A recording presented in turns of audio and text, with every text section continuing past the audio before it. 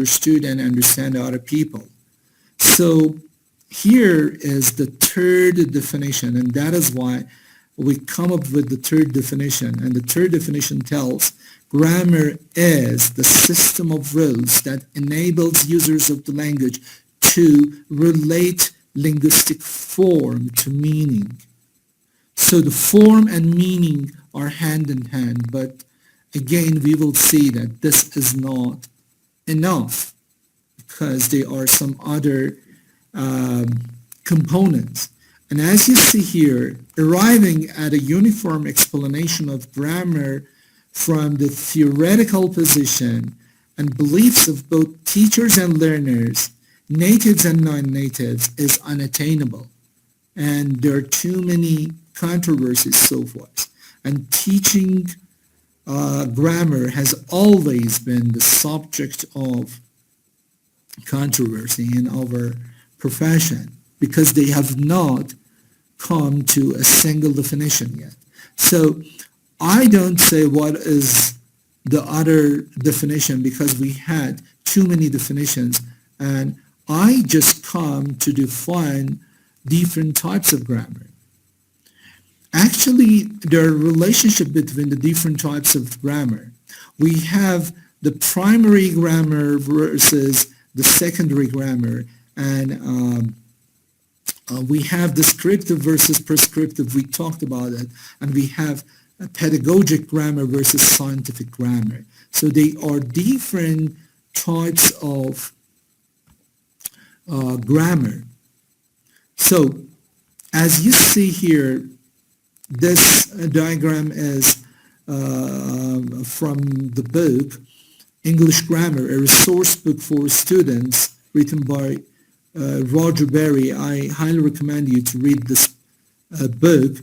It provides a lot of informative information about how to teach and what the function of the grammar is. So now that we have defined our subject matter grammar, we still need to consider different approaches to it, okay? Now I'm just going to talk about the different types of grammar, and we can make three actually distinctions. So I just tried to show the relationship between these different types of grammar in this diagram, which I took it from the book I told you. So let's first talk about the operational versus analytic grammar. When we say we know the grammar of the language, it could mean one of these two things, okay? Either we know it perfectly as a native speaker because it is our first language, it is our L1, or we have learned all the rules unconsciously, okay? Or the second one, we know about the grammar because we have been given rules by teachers, or we have read about them in books. And this is the second part, the secondary grammar and the primary grammar. These are the different types. I talked about the descriptive and prescriptive grammar, and this distinction refers to the approaches to secondary grammar, okay? What we have actually acquired unconsciously or we have already learned in the books. The primary grammar is the operational grammar in the mind of the native speaker, but the secondary one is what the linguists try to study, okay? So here actually it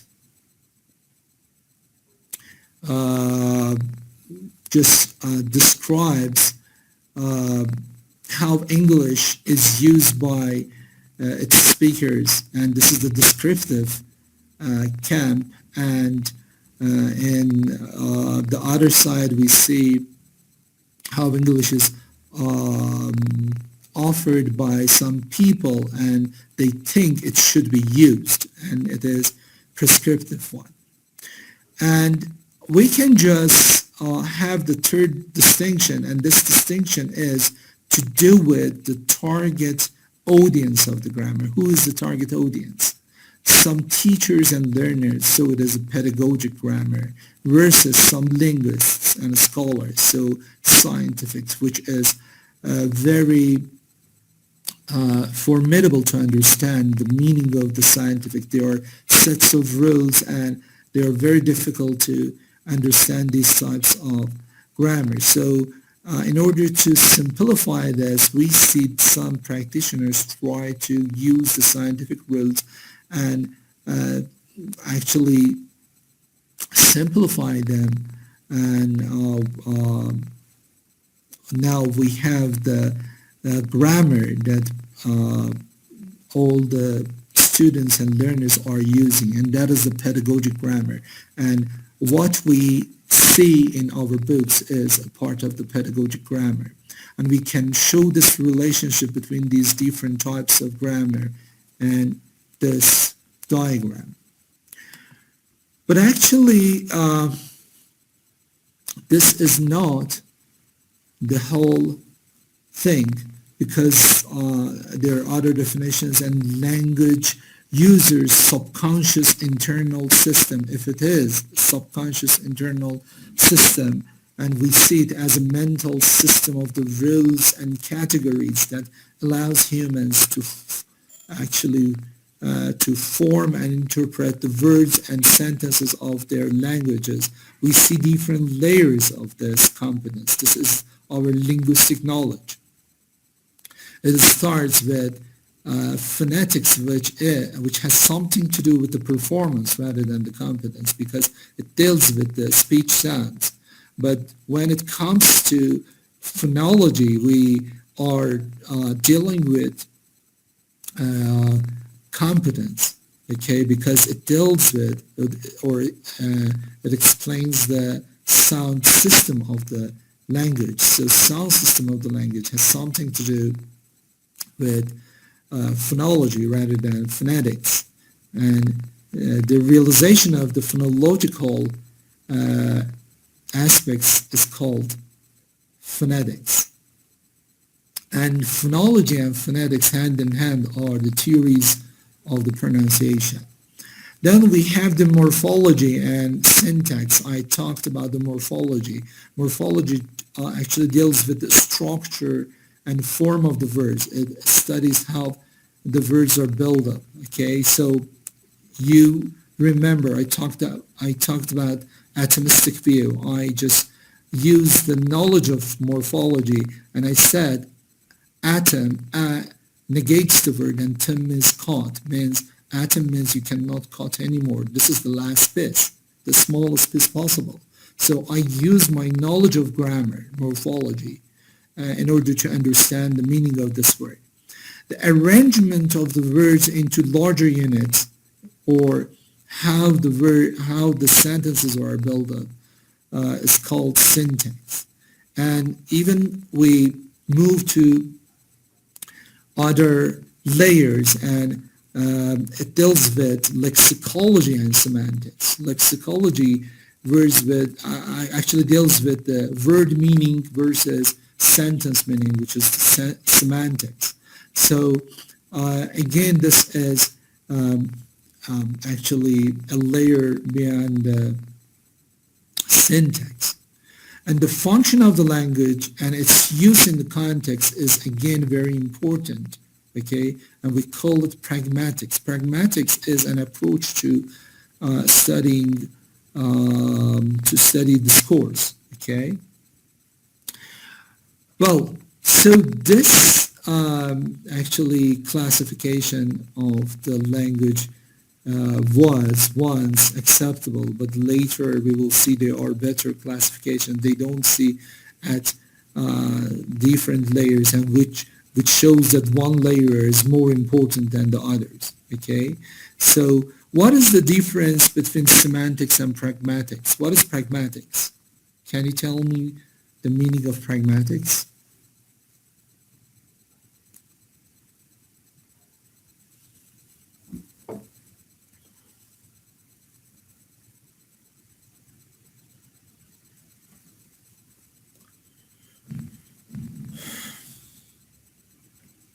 How to convey meaning, intended meaning, very good.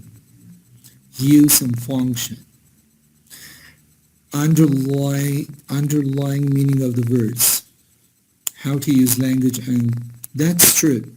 So pragmatics, let me just go to the structure of the language. This diagram is introduced by Crystal in 1997, and it shows the different aspects of the language, and it shows that the structure, or actually the linguistic knowledge, the structure here is the linguistic knowledge, has different elements. It is not the grammar by itself. It is not the morphosyntax. So the morphology and syntax which makes our grammar is not our the linguistic knowledge. So the linguistic knowledge, or the structure, is made of phonetics and phonology, morphology and syntax, and at the same time lexicology and semantics. And actually the semantics deals with the lexicon and discourse, and discourse is beyond the sentence boundary. But later we will see that how grammar, which deals with form,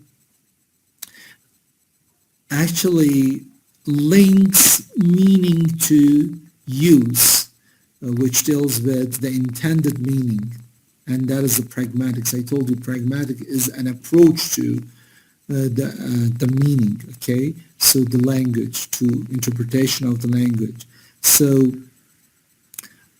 these are the different ways we see the grammar. So the grammar is a mental system of the rules and categories that allows humans to form and interpret the words and sentences of their language. Grammar is used to fine-tune the meanings we wish to express. Grammar is a system of rules that enable the users of a language to relate linguistic form to meaning. But again, this is not enough. Anyway, so far we saw that the grammar is important, but why should we teach grammar? And we know that there are actually claims and counterclaims for and against teaching grammar in the history of the language teaching. Sometimes we see a heavy emphasis on grammar, and sometimes we see in 1980s zero option for grammar, and the grammar becomes the Cinderella of the language teaching. Okay, nobody considers or regards grammar as a part of the language and their classes. There are many arguments for putting grammar in the foreground in second language teaching, and we have to consider this. First of all, it is the sentence machine. So this is the first argument. This is the first reason. Grammar is a kind of sentence-making machine. It follows that the teaching of grammar offers the learners the means of potentially limitless linguistic creativity.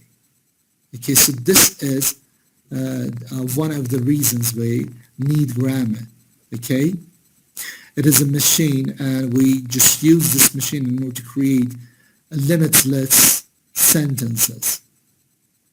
So the second one is grammar just fine-tunes the language. It turns words into meaningful communication. So imagine if I just read this sentence. Research suggests that learners who receive no instruction seems to be at risk of fossilizing.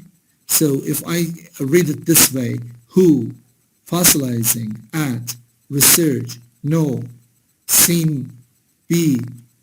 So you see there is no meaning. So the grammar just fine-tunes this language. So another reason is the fossilization. If we do not teach grammar, again, we will be at the risk of fossilizing sooner than those who do receive the instruction. Okay, the students just come to university and mispronounce the words, actually misuse the grammatical patterns, okay, because they do not try to repolish their knowledge of grammar, and we have to instruct them the grammar. This is the story of Richard Schmidt, actually, and it talks about the grammar instruction might also have a delayed effect, okay? So again, this is very important. As an advanced organizer, we should consider the grammar as to be included in our, or implemented in our, or integrated in our syllabus, okay? So the researcher Richard Schmidt kept a diary of his experience learning Portuguese in Brazil. Initially, he had enrolled in formal language classes where there was a heavy emphasis on grammar. Only grammar, they didn't teach anything. They were just teaching grammar, and the focus was on form rather than meaning. When he subsequently left these classes to travel in Brazil, his Portuguese made good progress, okay? And because of this, the second one, because he got the exposure to the language, so he realized that he's just making good progress. However, he actually interacted naturally with Brazilians, and he was aware that certain features of talk, certain grammatical items he had already studied seemed to catch his attention. And he called this noticing. He noticed them. It so happened that these items were also items he had studied in his classes. What is more, being more noticeable, these items seem to stick. So stick means he could internalize them. So Schmidt concluded that noticing is a prerequisite for acquisition. Actually, this is an extreme view when we just call it a prerequisite, okay?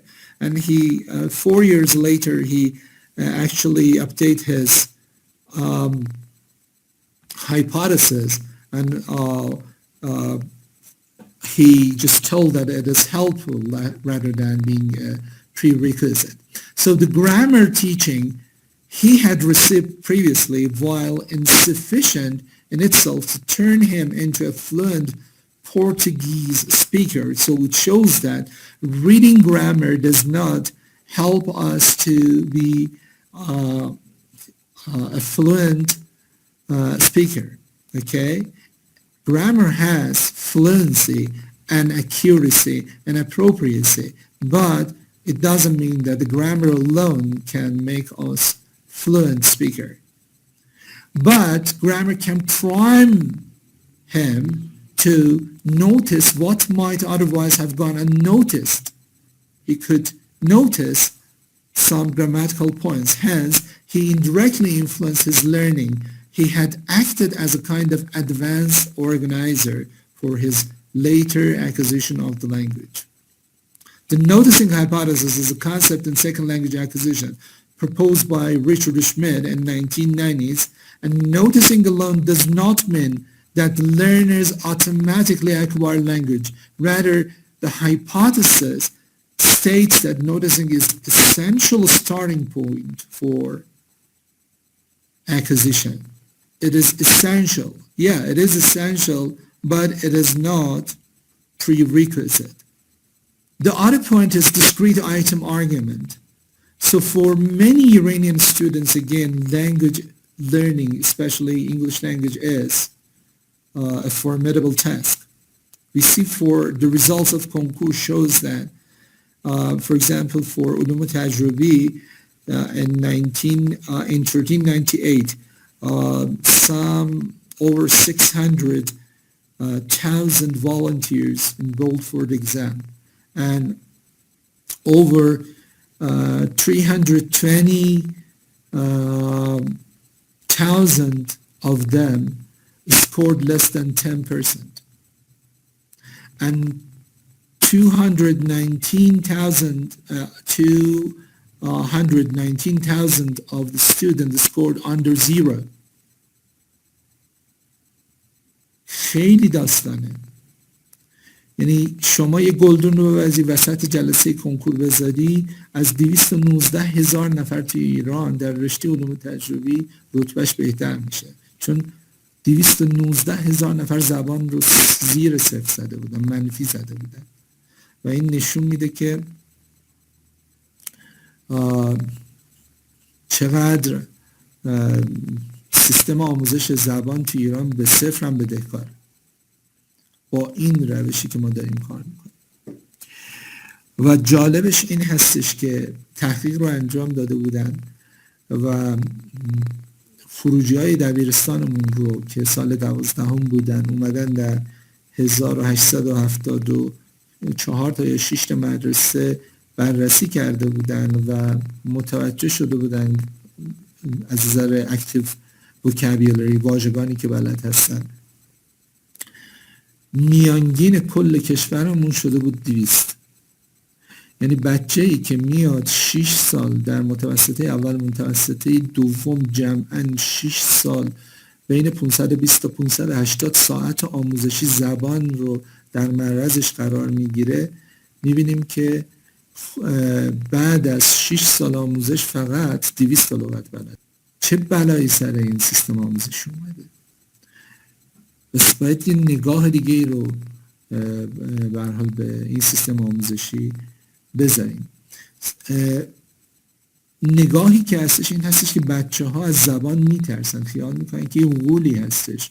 So language seen from outside to be a gigantic shapeless mass presenting an insuperable, unbeatable challenge. Insuperable means unbeatable. نمیشه اصلا این رو غولو شاخشو شکست. For the learner. Because grammar consists of an apparently finite or limited or predictable set of rules.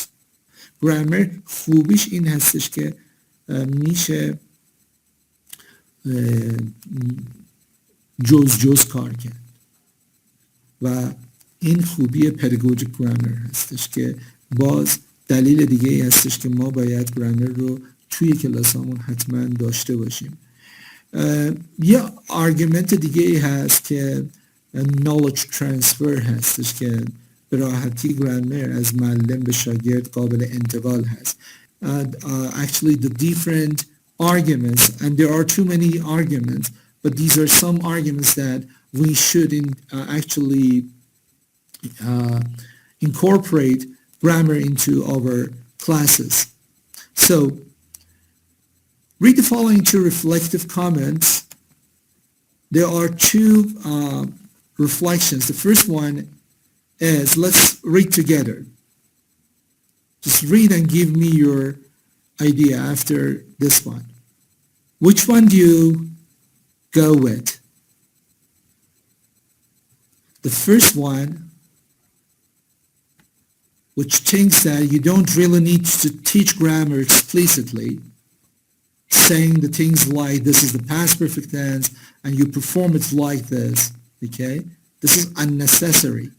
Which one is correct? The first one or the second one? Which one should we take in our classes? Very good. Mehri believes that both are necessary. So it depends on the needs of the class. Okay? اگه یه نفر کنکور ایران رو میخواد شرکت بکنه، هدفش گذراندن اون کنکور communicative purpose رو نداره. بنابراین کامیونیکیشن هدفش نیست، فقط باید کنکور رو بگذرونه. بنابراین این اگه قرار باشه بر اساس اهداف زبانی که بسیار هم فیلتر میشه بعد از puberty age بخواهیم زبان رو یاد بگیریم، چه اتفاقی میفته؟ اتفاقش این هستش که it is time consuming. It takes time.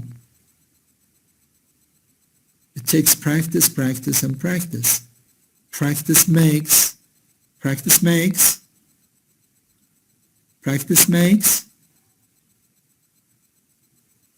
No, practice makes permanent. You're right. It's a proverb that practice makes perfect.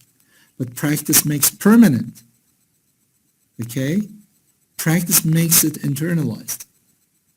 جزء دارایی ذهنیتون میشه. ما یادگیری داریم انجام میدیم. یادگیری زبان نیازمند تمرینه.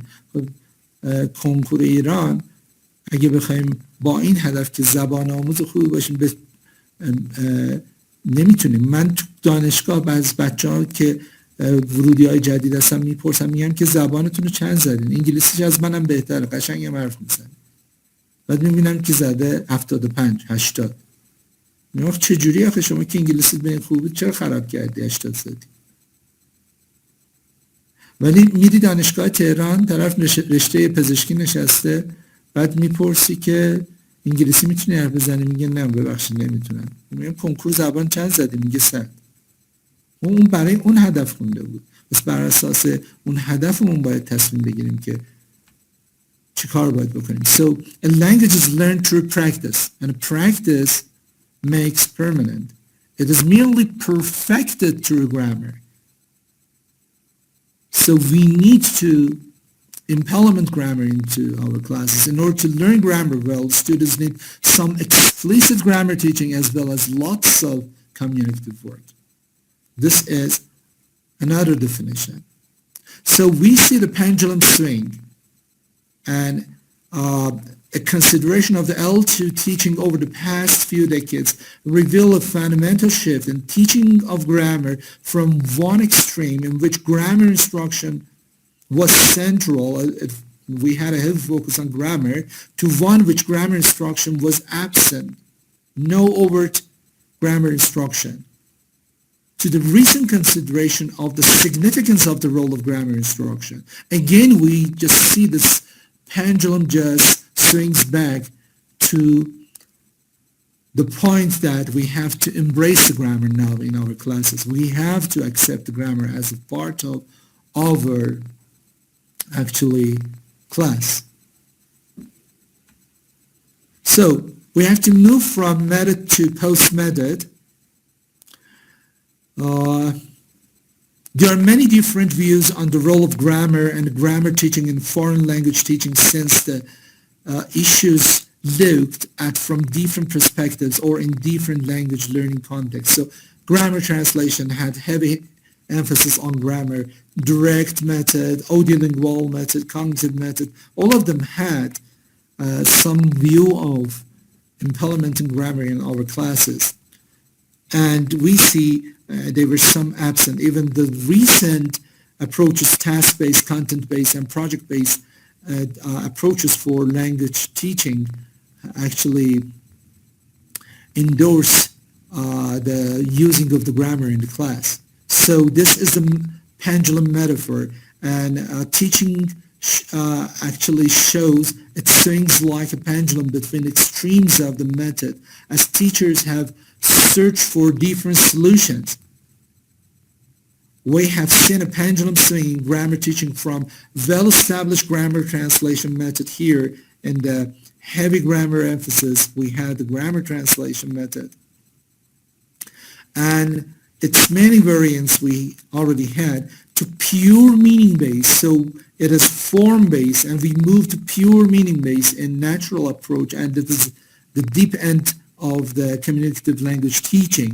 And there is no overt actually grammar instructions. So the zero grammar or the absence of the grammar is here. So the grammar is seen as a Cinderella of the language pedagogy, according to natural approach by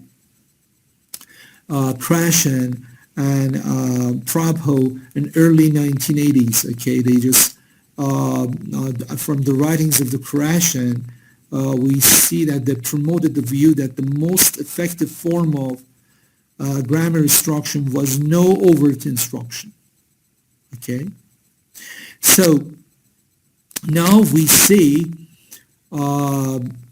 the pendulum is now on its return swing, and here we see the shallow end, the CLT. Okay, here we have the actual place of the grammar right now. So we should embrace the grammar. Even the audiolingualism had some sort of grammar. The focus of this method was still on learning grammatical structure. We only learn grammatical structure, not on the development of the real life communication skills. من یادم حدود 30 سال پیش که میخواستم زبان رو یاد بگیرم، به هر حال grammar translation method مال تا دهه 70 ما میبینیم که توی ایران قانون زبان ایران که اون موقع ایران آمریکا بود، به هر حال بر اساس یافته های اودیلینگوالیسم کلاساش رو برگزار میکرد. همش دریل بیس بود، repeat after me بود. من یادم یک کانورسیشنی بود و اون رو هی استاد اون موقع تو کلاس توضیح میداد و تکرار میکنم، گفت بعد از من بگیم و همه فقط پرات لرنینگ یاد میگرفتیم، ولی توی ریل سیچویشن هیچ وقت اون رو یک بارم نتونستم استفاده بکنم. میگفتش که Yellow Cab Company I need اسم conversation Yellow Cab Company بود. از بس گفته بودیم ولی پشت سرم هم همینطوری تو ذهنم جا گرفته مونده، ولی توی ریل سیچویشن هیچ وقت استفادهش نکردم. Yellow Cab Company I need a cab at 3423 Broad Street. همینطوری ادامه پیدا میکرد. But I need a cab at 3423 Broad Street. بعد میگفتش we need a cab at 3423 Broad Street. You need a cab at 3423 Broad Street. همینطوری پرونان ها رو یاد میداد. بعد میومد به جای کب میگفتش taxi. I need a taxi at 3423 Broad Street. We need a taxi at 3423 Broad Street. همینطوری فقط drill based بود. توی development of the real life communication skill به هیچ عنوان کمکی نمیکرد، ولی هنوز هم روی grammar تاکید بود. Let's go to actually the break away from the methods. این همه متد داشتیم، هر همش هم اومدم گفتن هیچ کدوم ما توش نیست، ما بهترینیم، ولی به یه جایی رسید که instead of alternative methods Kumar Vidawilo in 1990s actually introduced an alternative to method, and that was the post-method era. I think Dr. Jalil Fathi yesterday had a very splendid lecture on this one. He suggests 10 macro strategies as an alternative to method based on which teachers can generate their own situation-specific, need-based micro-strategies or classroom techniques. In order to help our learners learn, it is not the latest method that we need, but rather a fuller understanding of the language classroom and what goes on there. و ببینیم تو کلاس چی میگذره، چه نوع کلاسی، بر اساس اون کلاس بیاییم ما تصمیم بگیریم که چی باید بگیم. So we see the changing phases of the grammar teaching. The role of the grammar as a central role in the classroom, grammar translation methods in audiolingualism, which was based on imitation and repetition of the mechanical sentence patterns. We see by the advent of the 1970s ما اوایل بعد از انقلاب که به دهه 70 اتفاق افتاد، چون رابطه با آمریکا قطع شد، مؤسسه ایران آمریکا دیگه چند سال اولش اون سیستم قبلی رو داشت. کتاب ها حتی فیلم هاش هم بر اساس اون کتاب های قبلی بودن و تنها چیزایی که انجام داده بودن این بود یک چیزای سطحی رو تونسته بودن سانسورش بکنن در سالهای اول. من یادم یک کتابی رو خریده بودم، تو اون کتاب یه داستانی بود و یک خانمی با همسرش دعوا شده بود و همسر از خونه زده بود بیرون، رفته بود تو رستوران نشسته بود، هی آب سفارش داده بود، بهش آب داده بودن، آب خورده بود، بعد تلو از رستوران آمده بود بیرون، تصادف کرده بود. یعنی حد اکثر تغییرات توی کتاب ها تا این حد بود. بنابراین نیامده بودن تئوری های روز رو تغییر بدن توی سیستم های آموزشی ما و بیشتر همون structural reform بود. focusing on meaning رو بعدها میبینیم که توی ایران داره شکل میگیره. beginning in 1970 70s, communicative L2 teaching was perceived as a departure from grammar in favor of focusing on the meaning. پس می‌بینید از grammar رفتیم به معنا. Recent years have seen a growing trend of reappraising the role of grammar in language teaching. حتی نگاه grammar متفاوت‌تر شده. الان what is grammar? Grammar is a business of taking language to pieces to see how it works. دیوید کریستال استاد آقای دکتر صادقی استاد من تو دانشگاه علامه بود. ایشون به هر حال نگاهش این هست که rule based theory در مقابل usage based theory باید قرار بگیره و اگر ما گرامر رو در اصل بررسی بکنیم به این محتواش میرسیم. در حالت rule based theory من علت این که سویچ کردم به فارسی، من این اسلایدم خیلی بالکی هست، حدود پرزنتیشن هم حدود 100 خورده ای تا سلاید هستش. من تمام این مبحث رو حدود 6 ساعت طول میکشه درس بدم، ولی اصل پرزنتیشن رو در اختیار آقای دکتر مولانا میری قرار خواهم داد و ایشون میتونه در اختیار عزیزان قرار بده. کاملا آزاد هستین که داشته باشین و بقیه مطالب رو حتما بخونین، چون من زمانم تقریبا رو به اتمام هست ولی هنوز به اون چیزی که میخوام برسم هنوز نرسیدم. چندین اسلاید مونده و بعد آخرین اسلاید که قسمت دومشه بر اساس این مقاله هست که آقای جکسی ریچاردز و آقای رند ریپنت در اصل سال 2014 این مقاله بسیار معتبر رو نوشتن توی ولک جورنال و در اصل یک سری پرینسیپل هایی رو معرفی میکنه. 12 تا پرینسیپل رو معرفی میکنه که این 12 پرینسیپل رو حتما باید تو کلاس همون ایمپلمنت بکنیم، هر چند تاشو که میتونیم، که بتونیم گرامر اینستراکشن رو داشته باشیم. بس رول بیس بودنش دقیقا یک نوع پرابلمه. فقط بیایم فقط structural rules که کامپوزیشن کلاس ها رو، فریز ها رو، وردز ها رو میگه کافی نیست برای یک کلاس. ما نمیتونیم students still can exchange information. اون بچه هایی که توی کنکور هستن رفتن rule based رو یاد گرفتن و اینا نمیتونن exchange بکنن information, express ideas for feelings or develop social relationship in second language classes. خانم جان بایبی که در اصل تئوری evolution grammar رو مطرح میکنه، grammar is viewed as a cognitive organization of one's experience with language.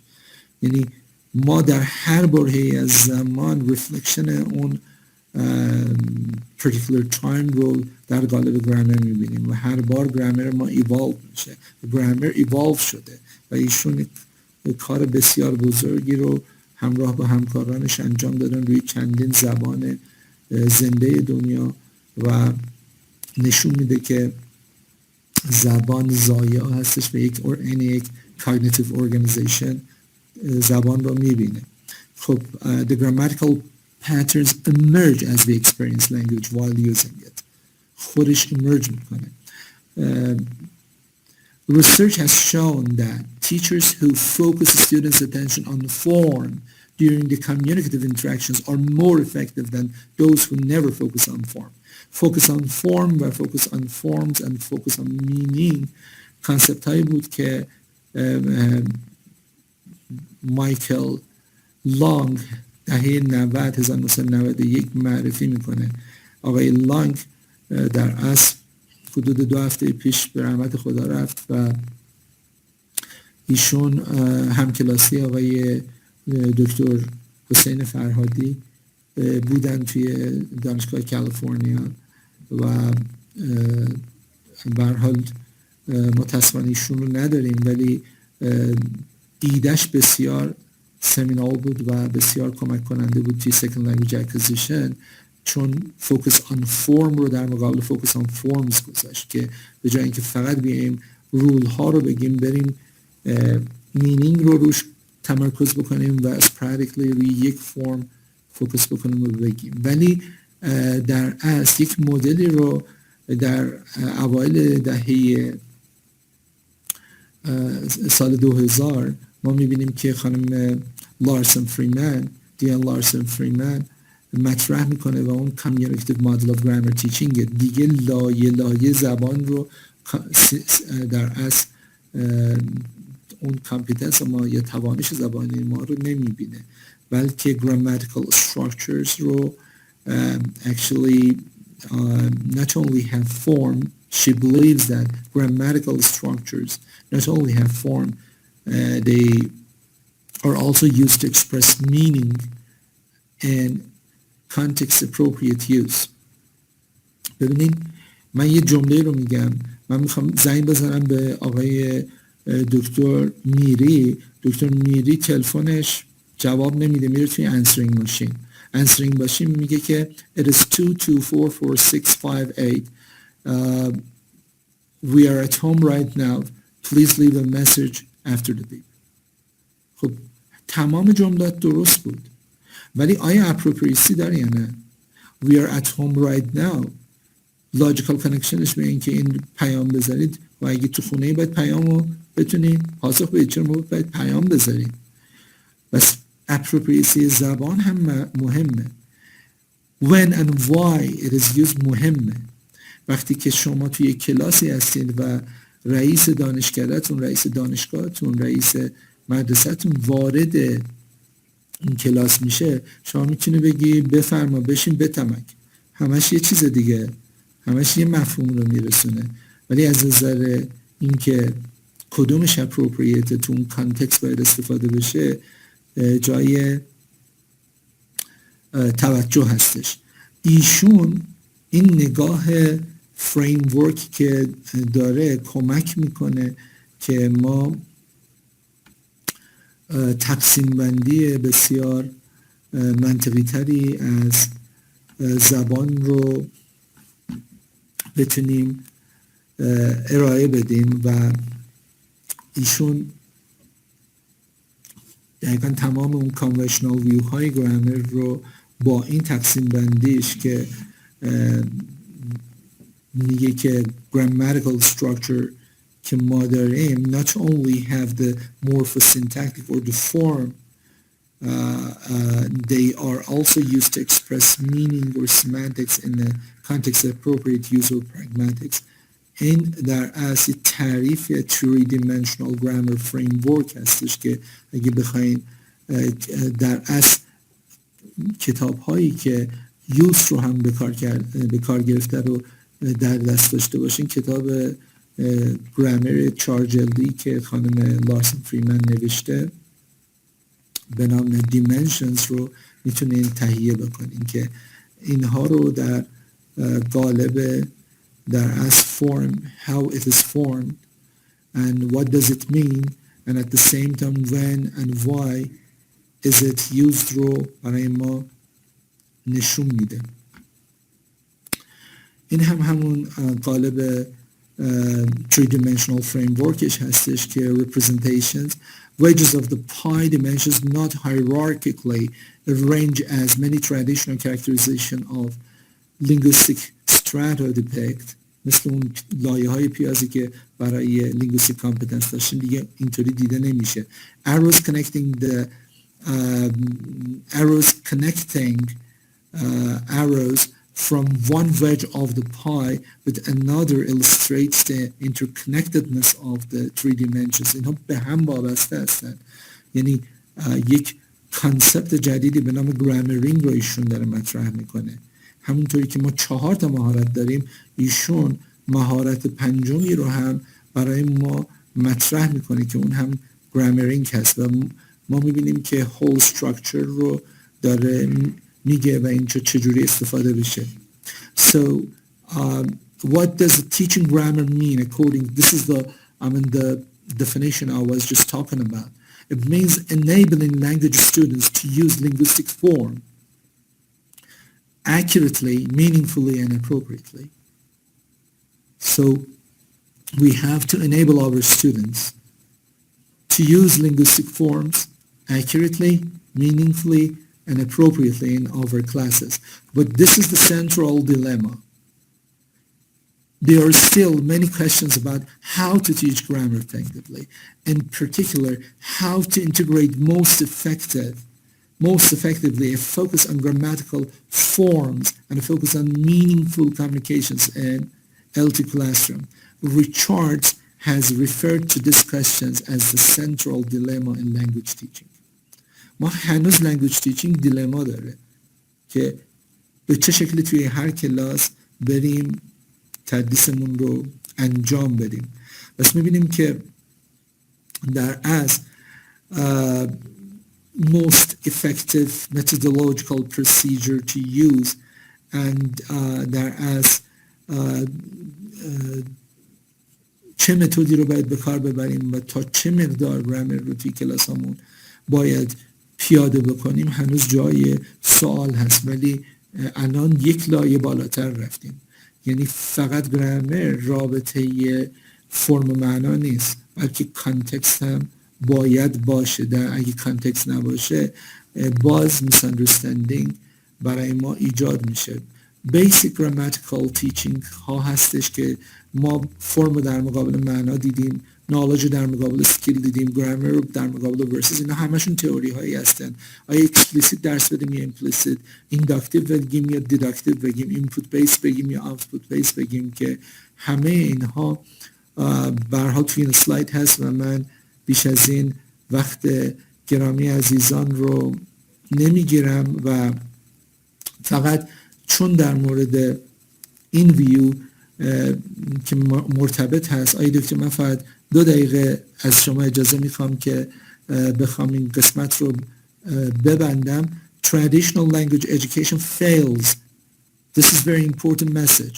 Traditional language education fails because it treats language as an academic subject. ما عین زبان رو مثل فیزیکس، ماتماتیکس، جیوگرافی میبینیم، در حالی که اون یک نوع سکیله، مثل دنسینگه، مثل درایوینگه، مثل کوکینگه، مثل فیشینگه. مهارت رو در مقابل نالج باید قرار بدیم. به همین خاطر ability، language ability در اصل grammatical ability در مقابل grammatical knowledge قرار میگیره.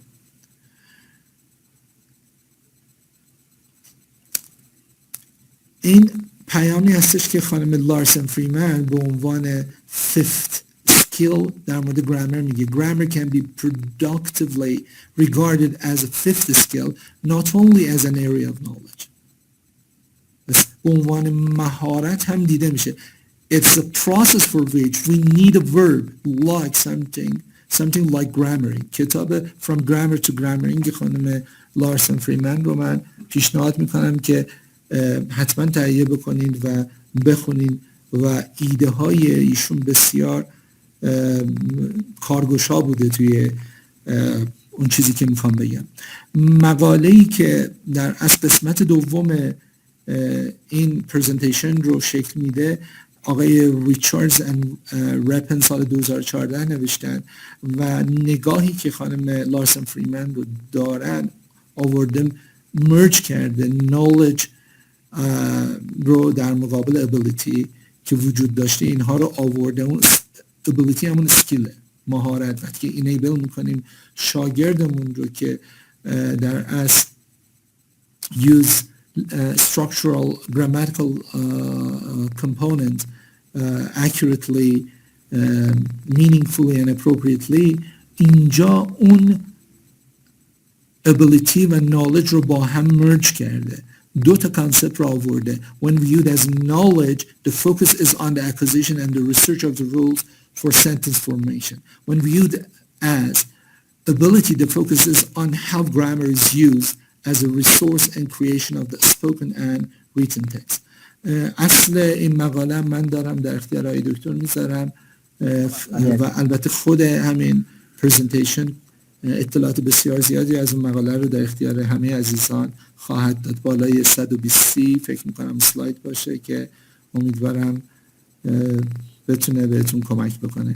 از همه عزیزان دوستان خیلی متشکرم خیلی که من رو ممنونم، تحمل زنده باشین، کردن و استفاده کردیم از از اینکه همیشه به و یاد خاطر گرفتیم. قربان شما، خیلی عالی، دست گلتون در نکنه. به هر حال و بازم تشکر میکنم از که زمانی من بیش از فرصت حد خودم محدود وقتتون رو قبول گرفتم، زحمت بسیار کردین، عذرخواهی افتخار میکنم از دادین همکار و بعدی این هم کارگاه که خیریه خانم ارائه بسیار عالی داشتیم. اسمشون قربان رو شما، فراموش انشالله که باز کردم، هم فرصت باشه و با فکر کمک میکنم افغانی دوستان باشن.